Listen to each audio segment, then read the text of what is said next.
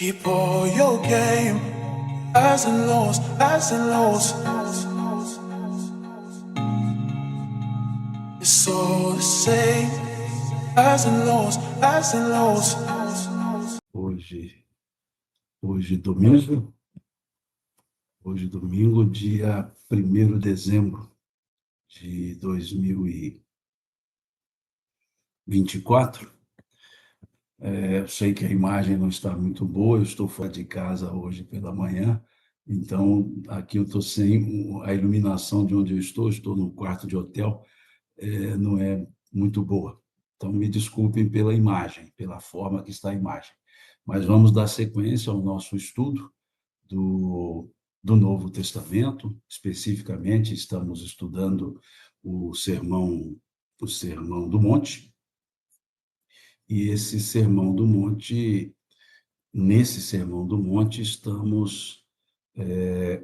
vamos conversar hoje no capítulo 6, versículos 16 vamos tentar até o 23, que nos fala no Sermão do Monte do jejum, dos tesouros nos céus, da luz e trevas, e também dos dois senhores. Hoje eu estou online, tanto pelo Instagram como pelo YouTube. Então, hoje o público ficou dividido. Uma parte está ao vivo aqui seguindo pelo YouTube e outra parte seguindo aqui pelo Instagram. Normalmente eu faço por gravação, né? Eu falo online no Instagram e deixo gravando para depois eu subir para o YouTube. Mas hoje eu consegui aqui pelo computador trabalhar com o Instagram e também ao vivo no YouTube. Eu sei que no YouTube os comentários passam muito rapidamente, então eu talvez não consiga ver todos os comentários, como também aqui no Instagram. Mas vamos então conversar. Nós estamos analisando o Sermão do Monte, semana passada falamos sobre a esmola, né? Na outra semana falamos sobre a oração, na outra falamos sobre da mensagem aos discípulos, na outra falamos sobre as bem-aventuranças, e hoje vamos conversar, então, sobre essa ideia do como jejuar, tesouros no céu, fazem parte essas partes, esses elementos fazem parte, todos eles, do Sermão do Monte. Então, vamos conversar um pouco e observar o texto. Então, leiamos sobre o jejum. Quando jejuardes, não vos mostreis contristados como os hipócritas, porque desfiguram o rosto com o fim de parecer aos homens que jejuam. Em verdade vos digo que eles já receberam a recompensa. Tu, porém, quando jejuares, unge a cabeça e lava o rosto, com o fim de não parecer aos homens que jejuas, e sim ao teu pai em secreto, e teu pai que vê em secreto te recompensará.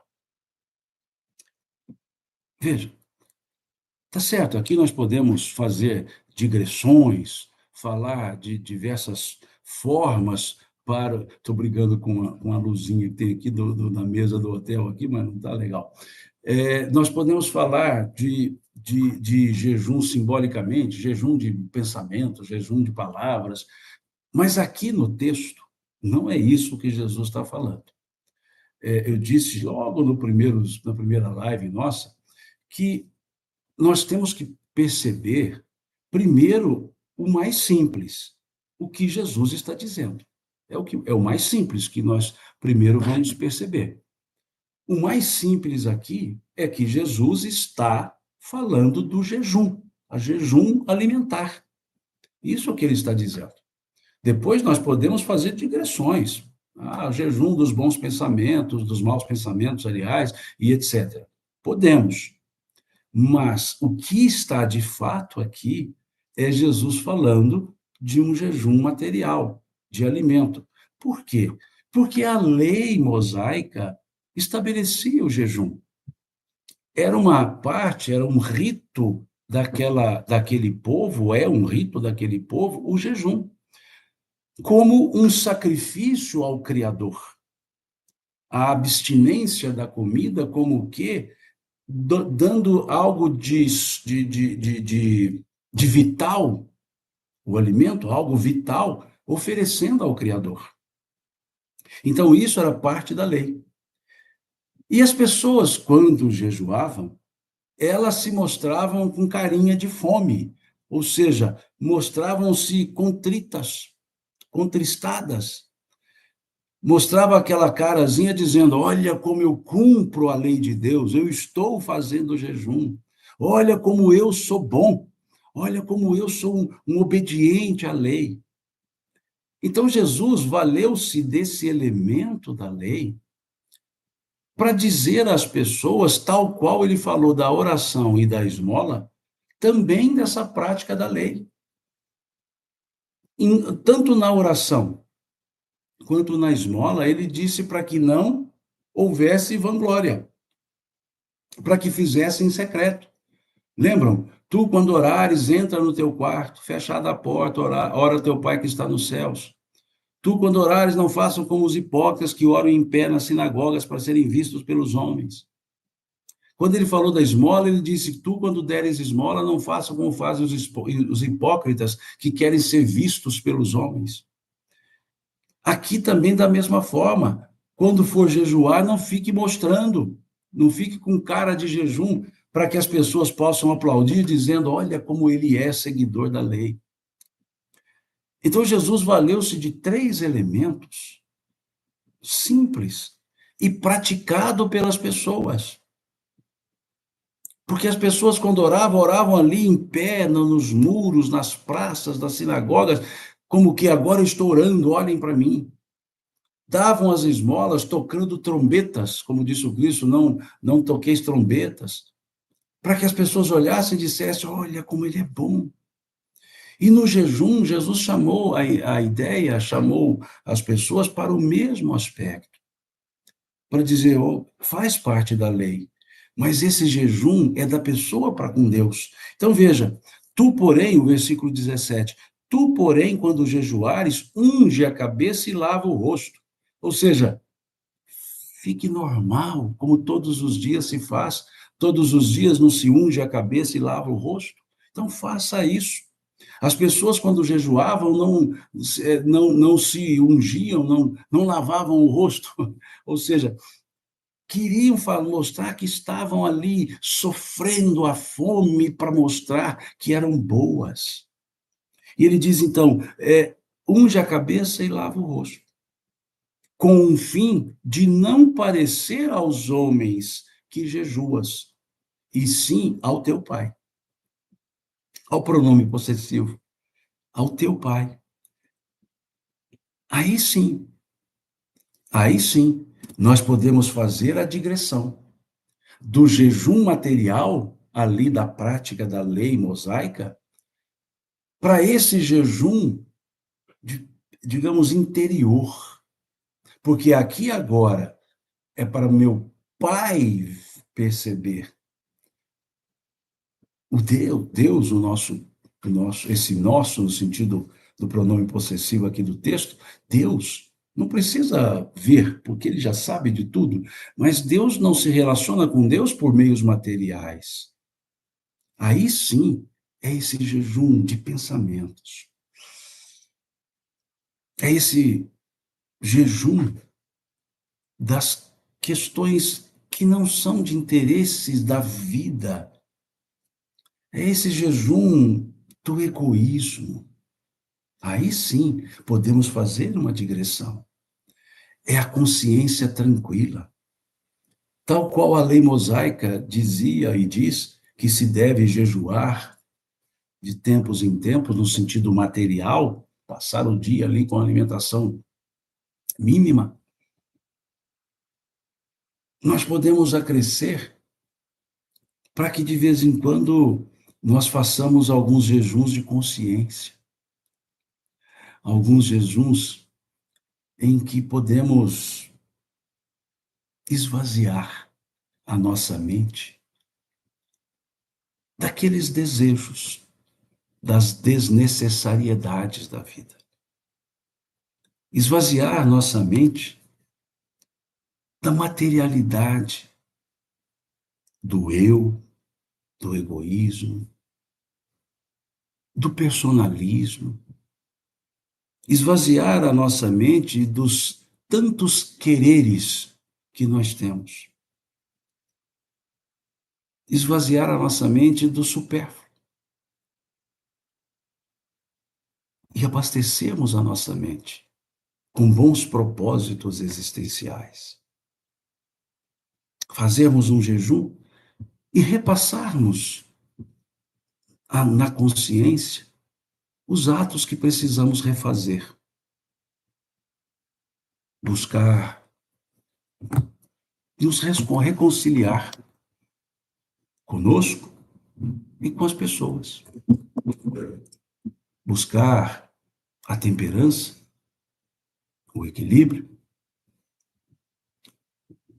Um jejum de palavras, não no sentido de não falar, mas de saber escolher as palavras certas.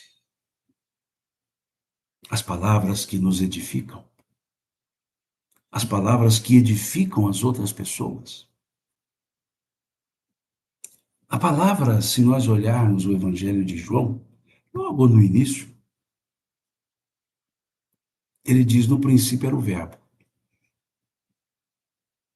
Verbo, a palavra. Logos, a palavra. No princípio era o Verbo. E depois, mais à frente, ele diz: tudo que foi feito por causa do Verbo. Ele se refere ao Gênesis bíblico. Ele nos leva lá ao primeiro versículo, ao primeiro capítulo, desculpe-me, do livro Gênesis bíblico. Porque lá, nesse primeiro versículo, nesse primeiro capítulo, nós veremos a criação. É uma parábola, mas veremos a criação. E tudo que foi criado pela palavra.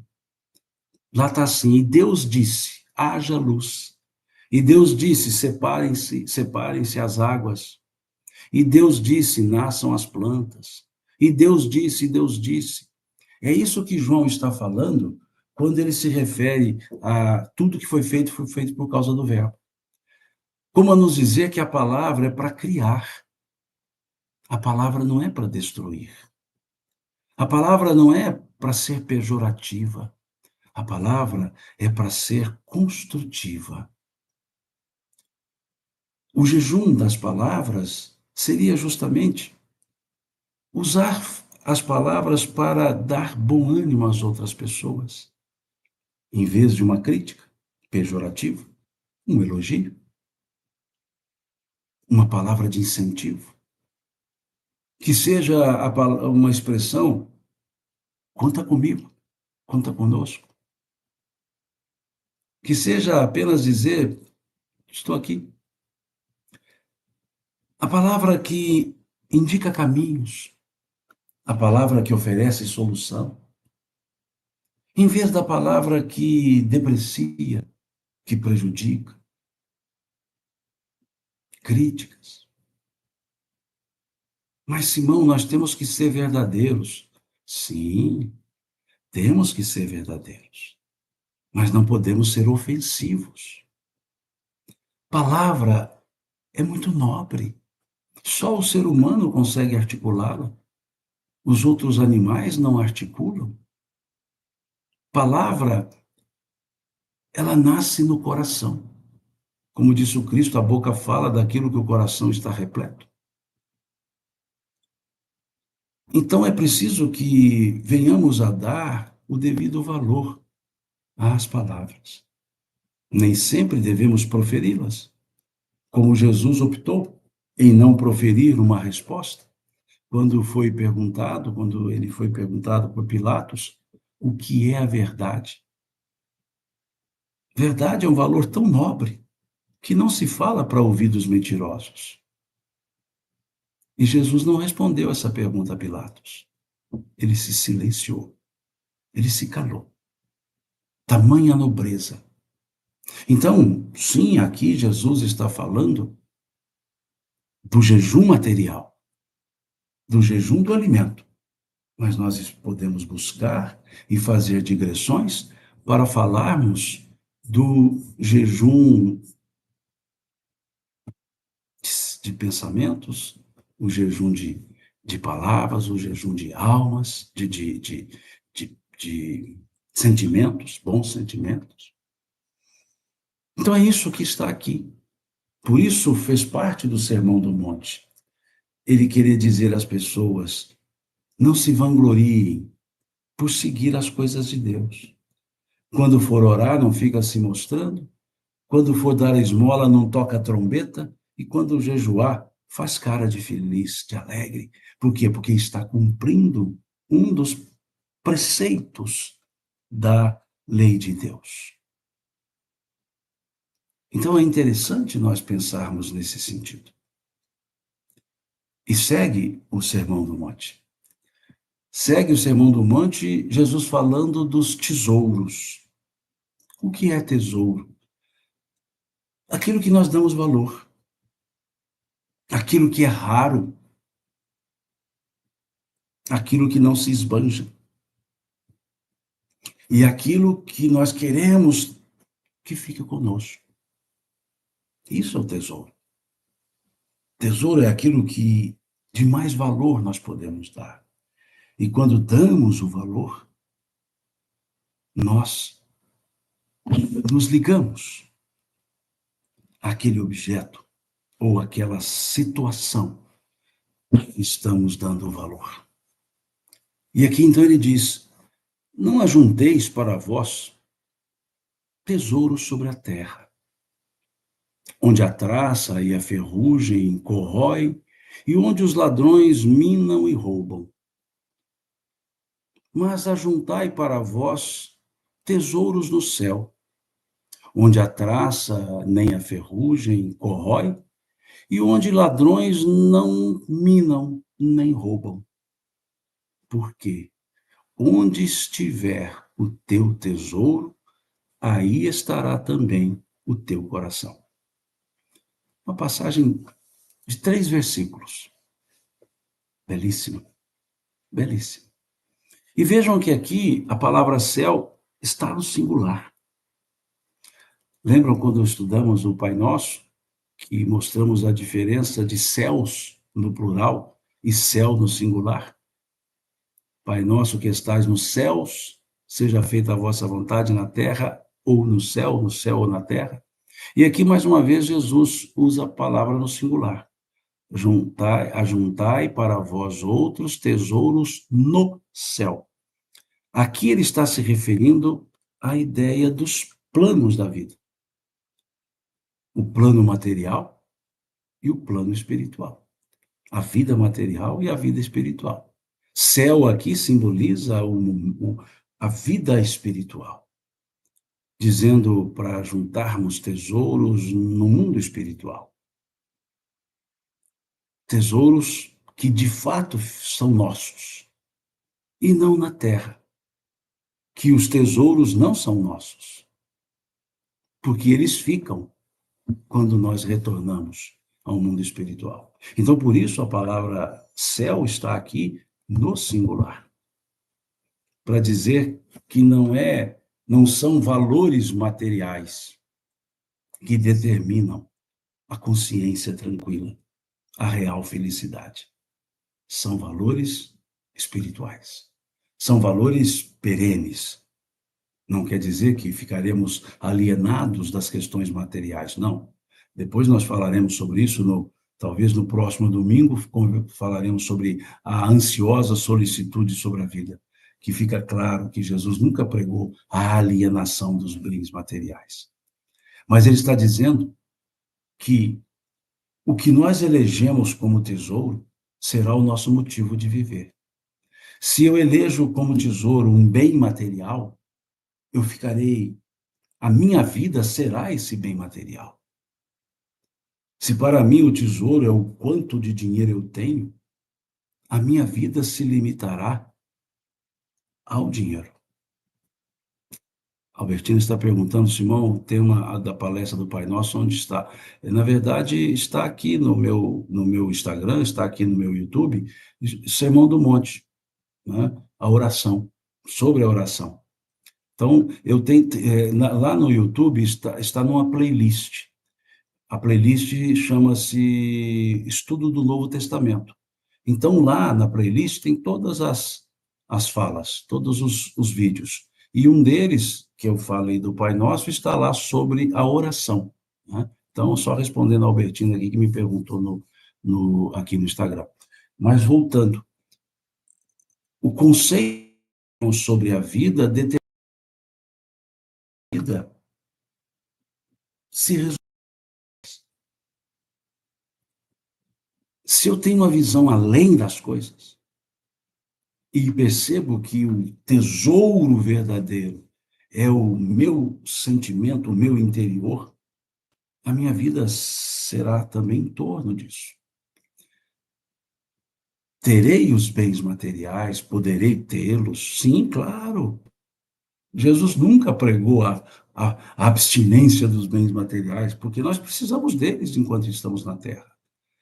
Mas eu não me escravizarei aos bens materiais. Quando os benfeitores espirituais estudam a verdadeira riqueza, lá no Livro dos Espíritos, eles dizem que o verdadeiro rico é aquele que sabe dar bom uso à riqueza que tem, sabe prescindir quando não a tem e sabe abrir mão quando for necessário. Veja que beleza isso. Sabe dar valor quando tem, sabe prescindir quando não tem e sabe abrir mão quando for necessário. Ou seja, ele possui a riqueza, ele não é possuído por ela. Então, quando Jesus diz do ajuntar tesouros no céu, ele está falando aqui de valores transcendentes, de valores que, se cultivarmos, eles voltarão conosco. Valores como respeitabilidade, afetuosidade, amorosidade. Isso sim são valores perenes. Mas quando o valor de uma pessoa está na quantidade de bens que ela tem, são valores transitórios. Nós não podemos nos resumir ao que possuímos, mas ao que temos efetivamente, ao que somos efetivamente. É importante nós percebermos isso. Quantas pessoas ajuntam tesouros na imagem, no título? Se não for chamada pelo título, ela não aceita. É o doutor, é a doutora. Não como reconhecimento do quanto pode ser útil, mas do status. A profissão, muitas vezes, determina o status. A pessoa diz, esse aí tem a profissão X, e fala alto. E depois diz, esse aí trabalha com umas coisinhas, e fala da profissão. Não existe profissão mais importante e menos importante. Não existe pessoa mais importante, menos importante. Tem aquela que diz assim, olha, ela é uma autoridade. Eu fico vendo alguns eventos, e aí as pessoas dizem assim, falaremos o nome aqui agora das autoridades presentes. E aí eu me lembro de uma fala que está no Evangelho segundo o Espiritismo, da irmã Rosália, quando ela diz, não, desculpe, uma princesa de França, ela diz, a verdadeira autoridade, a autoridade legítima, é aquela que se apoia no exemplo que se dá do bem. Então, quando eu ouço as pessoas dizendo, cumprimento as autoridades aqui presentes, fulano, eu penso assim, nossa, deve ser, quanta gente dá exemplo do bem dessas pessoas. Por quê? Porque a autoridade só pode ser isso. Como disse essa rainha de França. E ela também diz algo interessante.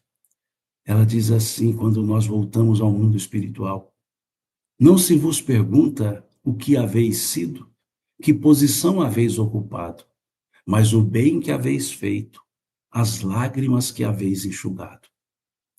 Vejamos que frase belíssima, que frase profunda dessa benfeitora espiritual quando ela diz isso. Quando nós voltarmos ao mundo espiritual, lembremos dessa frase. Não se vos pergunta o que haveis sido, que posição haveis ocupado, mas o bem que haveis feito, as lágrimas que haveis enxugado. Esses são os tesouros verdadeiros. Esses são os tesouros guardados no céu.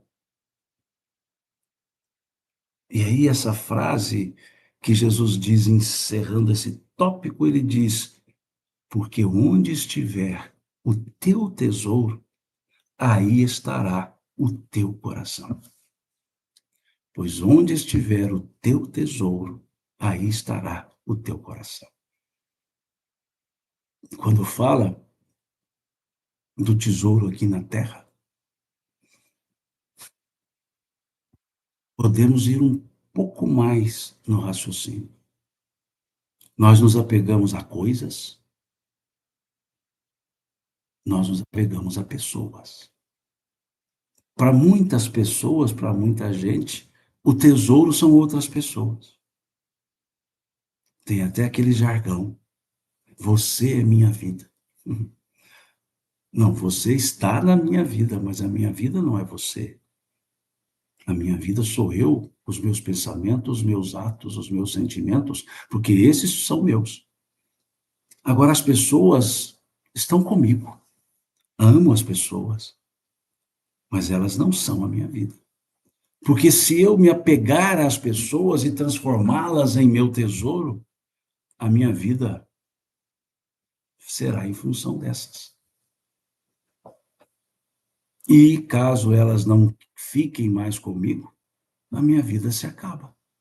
No sentido de iluminação, de luz. Então, é preciso que nós saibamos indicar, escolher o nosso verdadeiro tesouro. O que é realmente o tesouro? Quais valores nós comungamos? Qual é o propósito da nossa existência? Volto a dizer, acumular coisas não é problema.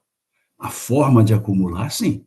Mas ter as coisas, se a pessoa tem roupa, se ela tem o carro, se ela tem casa, se ela tem no plural tudo isso, e foi fruto do trabalho honesto, tudo bem. Aproveite, dê bom uso. Lembre-se dos outros também. Lembre-se da função social da riqueza, que os espíritos chamam de função providencial da riqueza. Sugiro que leiam o capítulo 16 do Evangelho segundo o Espiritismo. Aquilo que a sociedade chama de função social, os espíritos lá nesse capítulo 16 do Evangelho segundo o Espiritismo chamam de função providencial. Providencial porque pode auxiliar muitas outras pessoas. Então, sim, nada contra.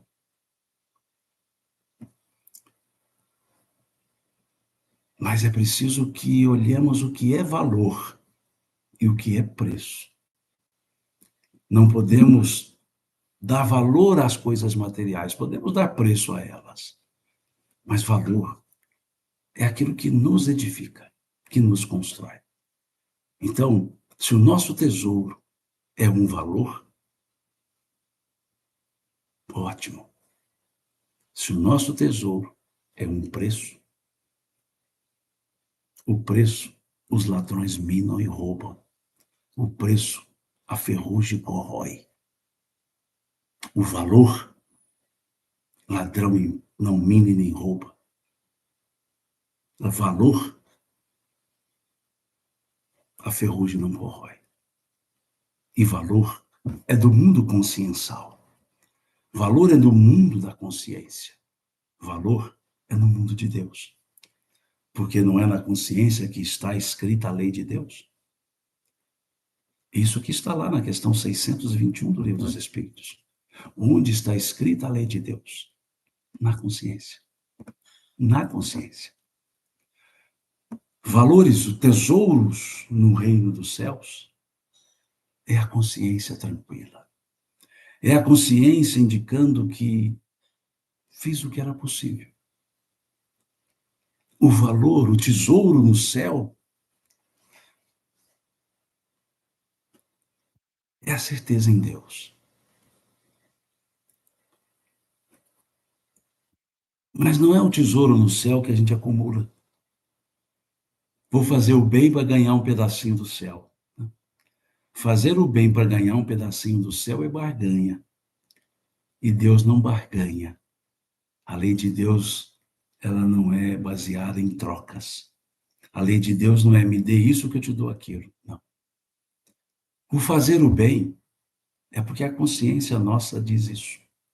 O fazer o bem é porque é da natureza humana. O fazer o bem é porque é o correto. Mesmo que muitos façam ou não façam o mal ou não façam o bem.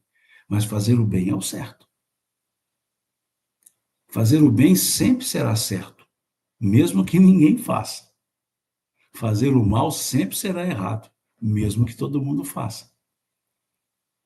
O certo é certo, mesmo que ninguém faça. O errado é errado, mesmo que todo mundo faça. Então, esse ajuntar tesouros no céu é essa consciência tranquila, porque na reentrada no mundo espiritual, o que aclara para todos são os nossos pensamentos, os nossos sentimentos, a nossa consciência. É isso que está na questão 919A do Livro dos Espíritos. Sugiro que deem uma olhada também lá. E aí, então, vamos ajuntar esses tesouros no céu, porque onde estiver o nosso tesouro, aí estará também o nosso coração. E segue Jesus nesses tópicos do ensino, dizendo aqui, a partir do versículo 22, os olhos são as candeias da alma, de sorte que se teus olhos forem bons, todo o teu corpo terá luz. Porém, se os teus olhos forem maus, todo o teu corpo estará em trevas. Portanto, caso a luz que em ti há sejam trevas, quão grandes serão essas trevas? É outro conjunto de versículos de grande profundidade. Aliás, tudo que Jesus falava era de grande profundidade. Eu falava agora há pouco numa live com o grupo Fraternity Spirit of London, que tudo em Jesus era muito bem pensado. Eu disse lá que Jesus não era, se eu não vou usar uma expressão bem mineira, Jesus não conversava fiado. Tudo que ele falava tinha um propósito. Tudo que ele fazia tinha um propósito. E aqui, quando ele diz isso, nós ficamos pensando. Os olhos são as candeias da alma. Os olhos são as lanternas da alma. Os olhos é que levam a luz. Os olhos não têm luz. Os olhos levam a luz que nós temos dentro. Os olhos são as lanternas, as candeias da alma. Se os teus olhos forem bons, todo o teu corpo terá luz. Por quê? Porque os olhos refletem o que nós trazemos aqui dentro. Da mesma forma que a boca fala daquilo que o coração está repleto, os olhos refletem o nosso interior. Quando olhamos nos olhos das pessoas, nós enxergamos a alma das pessoas. A pessoa pode estar sorrindo e o olhar dizendo que ela está triste. Porque os olhos refletem o interior. É isso que Jesus está dizendo. Os olhos são as candeias da alma. Como naquela letra belíssima, né? Quando a luz dos olhos meus e a luz dos olhos teus resolvem se encontrar. Olha que coisa bonita. quando a luz dos olhos meus e a luz dos olhos teus resolvem se encontrar. O encontro de almas se dá pelo olhar. O olhar terno da mãe para o filho, do pai para o filho. O olhar sedento e confiante do filho para com a mãe, do filho para com o pai. O olhar enamorado dos enamorados. Aquele olhar de júbilo dos que combateram o bom combate. Aquele olhar de frustração dos que esperavam além do que podiam. Os olhos é que dizem. Eu fico imaginando o olhar do Cristo. Eu fico imaginando essa letra de música, refletindo os olhares nossos com Cristo. O Cristo olhando para nós. O Cristo olhando para nós e aqueles olhos dele se encontrando com o meu olhar e eu escutando a música. Quando a luz dos olhos meus e a luz dos olhos teus resolvem se encontrar. Ai, que bom seria. Essa é uma das letras mais bonitas que eu conheço. É uma das poucas letras que realmente falam de alma.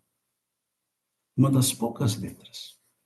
Aliás, no meu Instagram tem um texto que eu comentei esse trecho.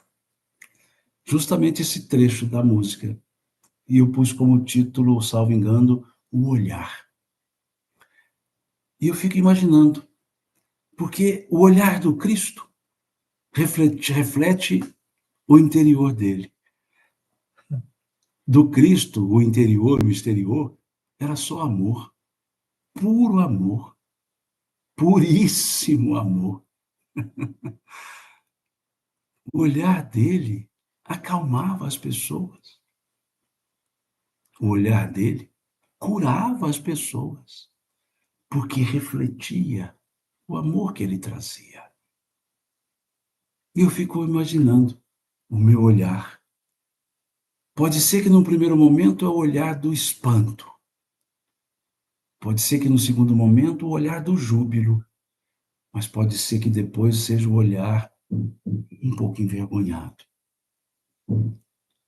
O olhar daquele que percebeu que tem mais coisas no mundo do que só viver no mundo. Talvez o olhar meu seja cabisbaixo, mas o olhar dele fará com que o meu também se levante. Fará com que o meu olhar passe a ser um olhar de esperança.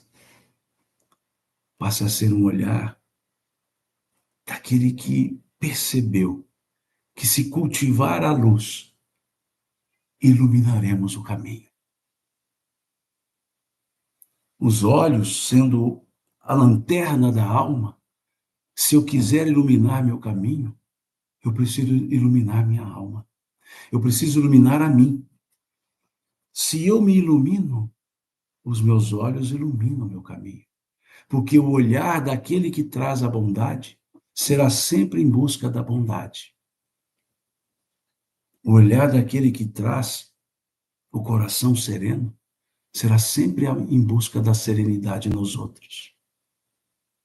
O olhar da pureza sempre verá Deus nas outras pessoas.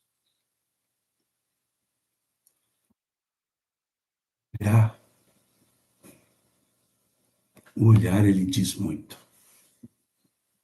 E aí diz Jesus, se os teus olhos forem bons, todo o teu corpo terá luz.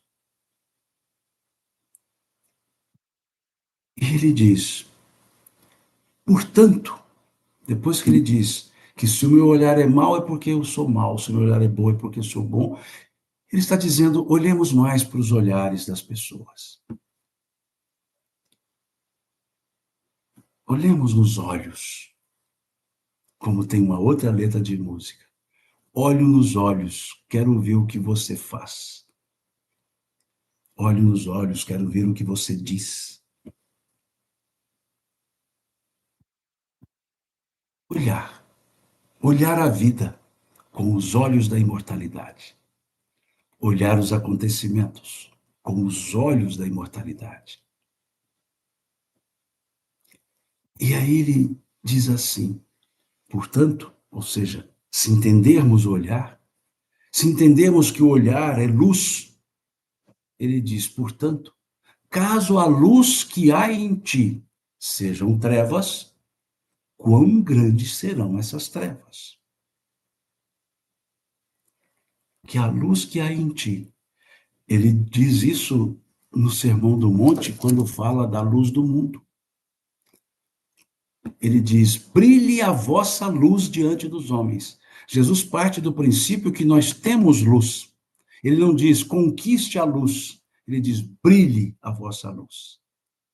E aqui ele vai dizer que essa luz pode estar em trevas.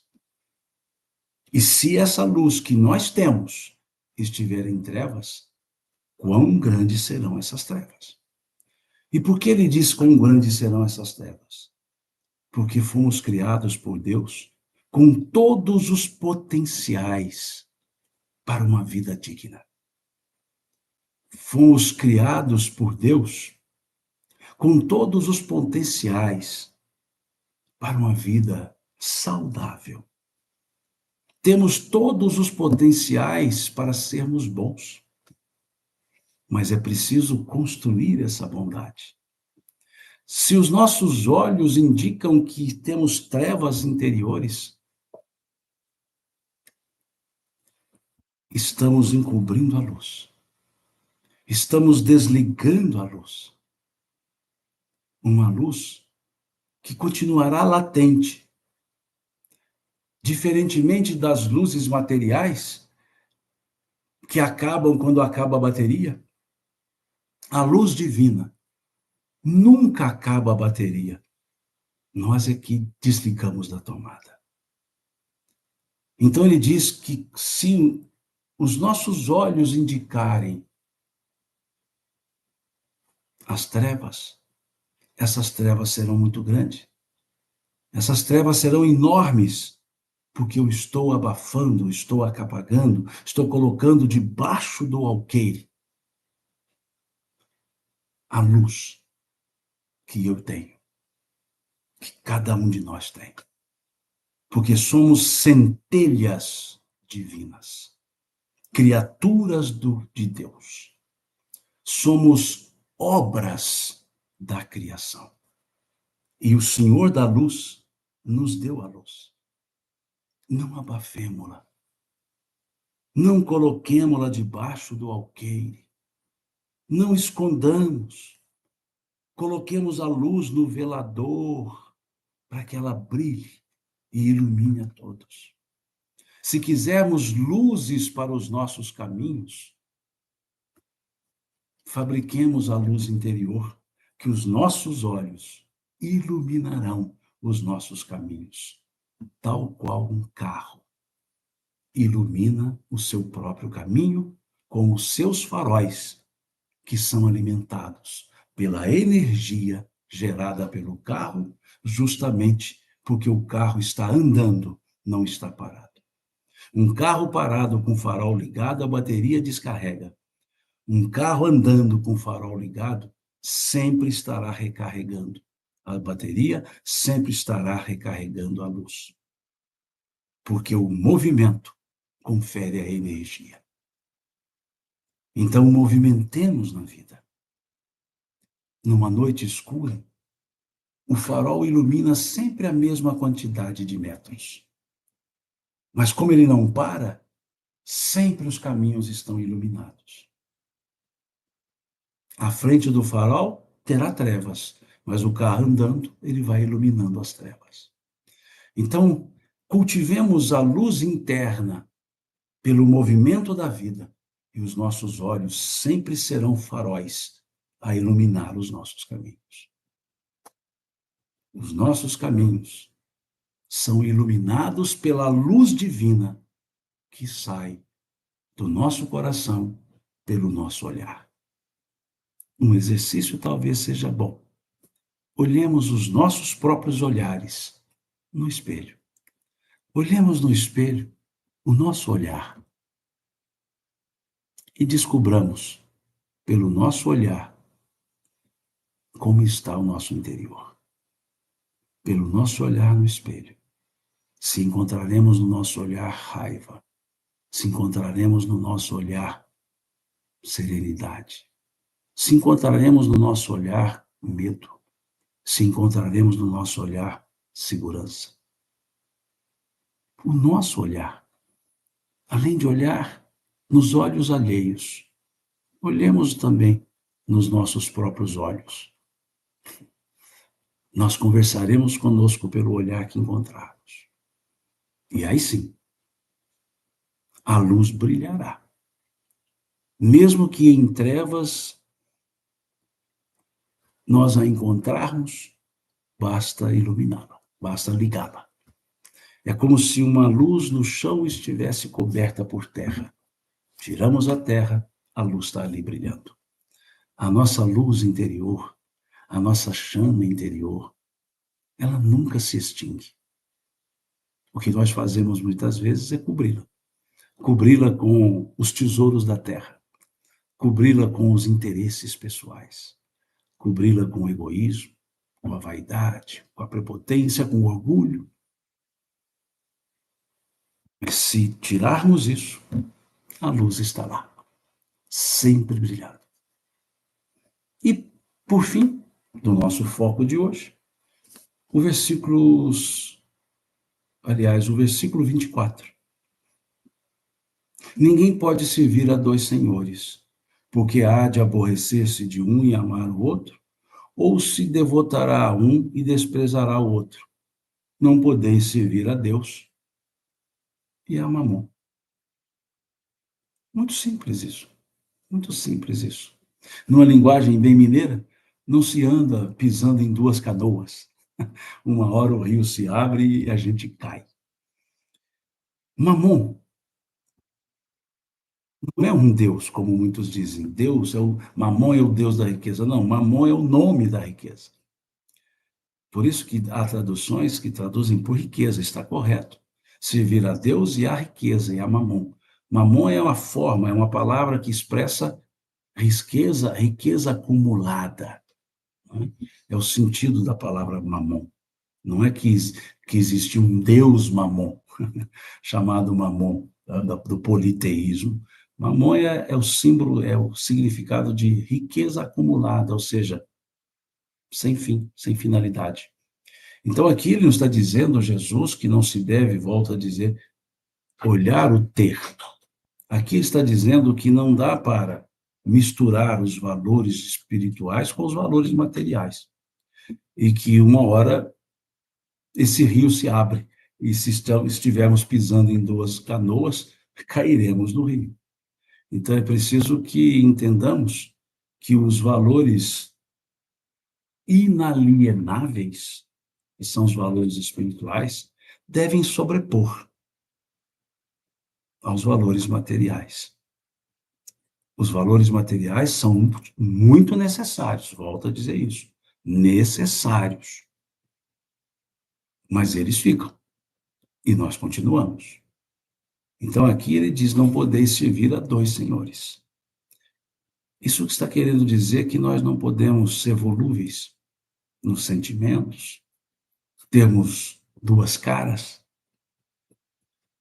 como dizem muitos na linguagem futebolística dos torcedores, vira folha, vira casaca. Mas eu creio que quando nós realmente descobrimos e entendemos os valores espirituais, os valores materiais continuam sendo importantes, mas não definem a nossa vida. Nós veremos isso melhor no próximo domingo, quando estudarmos aqui do versículo 25 ao versículo 34, que nos fala da ansiosa solicitude pela vida. É quando Jesus vai falar do não vos preocupeis com o que haveis de vestir, pelo que haveis de beber, pelo que haveis de comer, pois o Pai bem sabe que necessitais dessas coisas. É quando ele vai dizer, buscai primeiro o reino de Deus e a sua justiça, e essas outras coisas ser-vos-ão acrescentadas. É isso. Paramos por aqui o nosso estudo desse domingo. Peço desculpas mais uma vez pelo a imagem está um pouco escura, mas eu estou fora de casa, estou num quarto de hotel, e isso acaba, e eu não tenho aqui a luminosidade. Se eu abro a janela, a claridade da janela não faz com que vocês não me vejam. Então, tive que me ajustar aqui mais ou menos. Então, me desculpem. E eu estou vendo aqui, a Silene está me perguntando aqui, sou iniciante no estudo do Evangelho, todos nós somos, viu, Silene? E ela pergunta assim, qual a Bíblia de estudo que você poderia indicar-me? Boa pergunta. Bíblia de estudos. Há Bíblias que são de leitura, há Bíblias que são de estudos.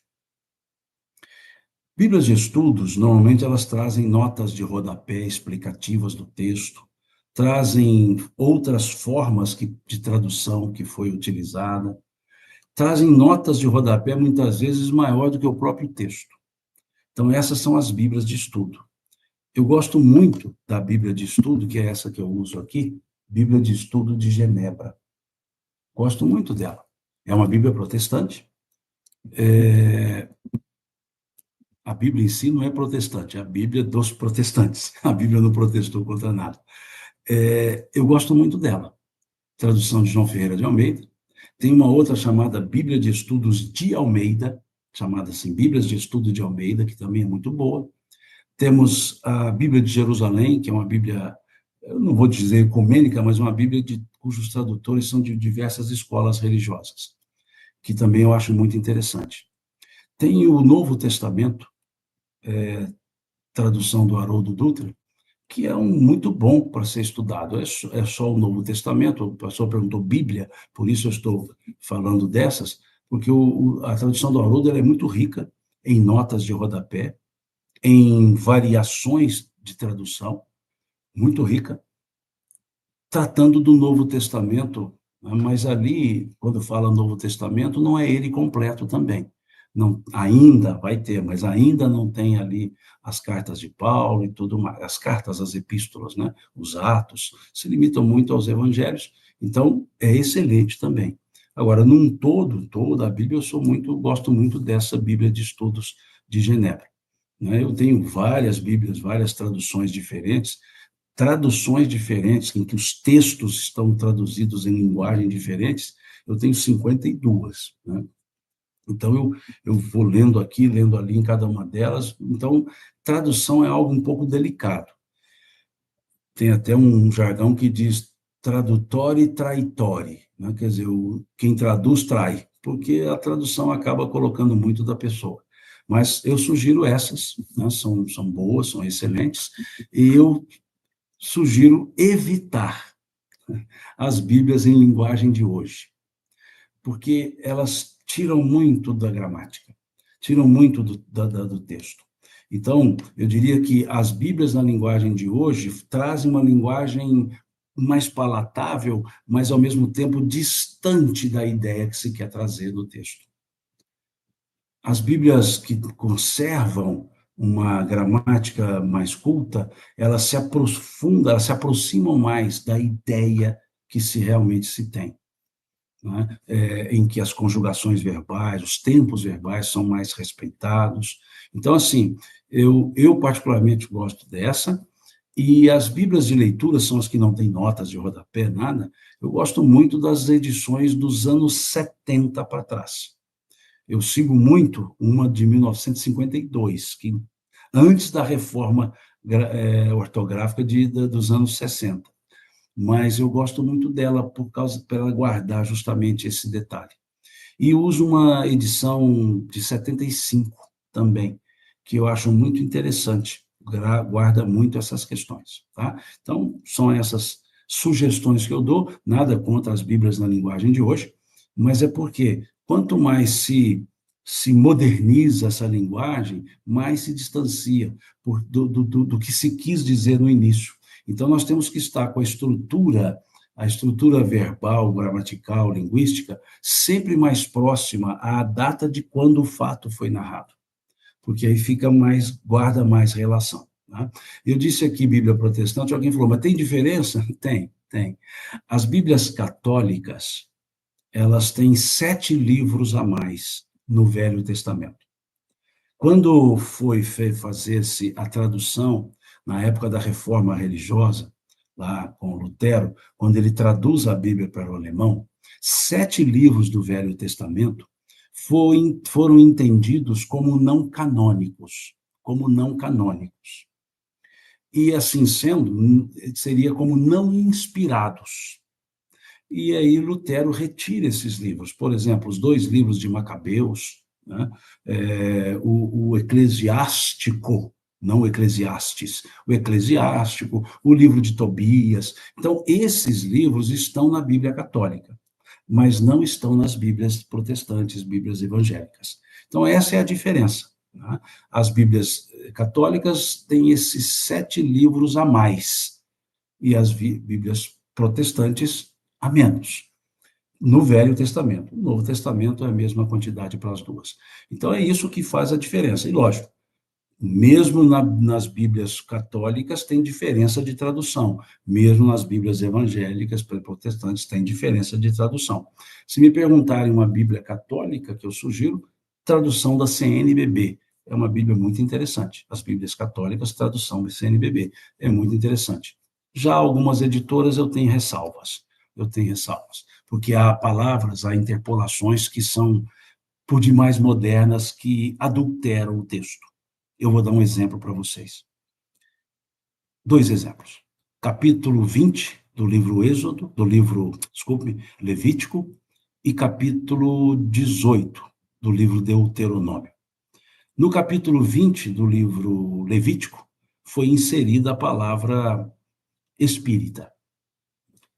Lá no capítulo 20 está escrito: ai de vós se vos dirigirdes a um encantador e evocador de mortos. E nas traduções católicas que eu vi, editora Ave Maria, está escrito: ai de vós se vos dirigirdes a um espírita.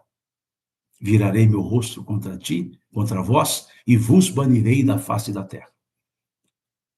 Nunca poderia estar escrita a palavra espírita lá no capítulo 20 do Levítico, porque essa palavra não existia quando o livro foi escrito. Essa palavra é uma criação do século XIX, feita por Kardec. E espírita não é encantador. E espírita não é evocador de mortos. Mas colocou-se intencionalmente. Isso é uma adulteração de texto. No Deuteronômio 18, está lá: não se ache no meio de ti quem faça passar pelo fogo seu filho ou sua filha, nem quem se dê aos algoros, à magia, ao feiticismo, aos encantamentos e evocação de mortos. Pois o Senhor abomina tais práticas. E nas traduções, de algumas traduções católicas, da editora Ave Maria, está lá, né? Nem quem se dê aos algoros, à magia, ao espiritismo. Tem outra Bíblia da Testemunha de Jeová, traduzida, que nesses 2 itens acrescenta um pouquinho. Acrescenta lá, em vez de espírita, lá no capítulo 20 do Levítico, coloca médium espírita. Quer dizer, já interpola mais. Então, isso são interpolações, isso são adulterações. Então, temos que tomar alguns cuidados ao ler os textos. Podemos chamar genericamente palavra de Deus, mas quem escreveu foram os homens. E, infelizmente, adulteraram. E a prova deixa claro: não pode haver a palavra espírita na Bíblia. Né? É isso. Fica aqui o agradecimento a vocês o acompanhamento aqui de hoje. E eu vi aqui uma pergunta perguntando que horas é esse estudo aos domingos. Ele é às 9, mas eu estou compelido a passá-lo para as 10, por uma questão de ordem pessoal. Mas eu vou verificar isso primeiro, e depois eu comunico. Antes do próximo domingo, eu comunico se passaremos para as 10 ou não, ok? Mas vamos dizer assim, pode ser às 9, pode ser às 10, sempre mediante aviso prévio. Muito obrigado, tenhamos nós todos uma excelente semana, começando hoje. E para quem quiser, hoje, né, domingo, dia 1º de dezembro, à noite estarei numa outra live, no YouTube, do espiritismo.net. É a live chamada falaboa.net, com os amigos Quincas, Wellington, nós estaremos lá. Então, quem quiser, é só entrar no canal do YouTube espiritismo.net, às 19 horas, e lá nós estaremos numa prosa mineira, né, o Quincas, o Wellington e eu, falando sobre assuntos diversos à luz da doutrina espírita. Fiquem com Deus, Deus lhes pague pela paciência e até uma oportunidade outra.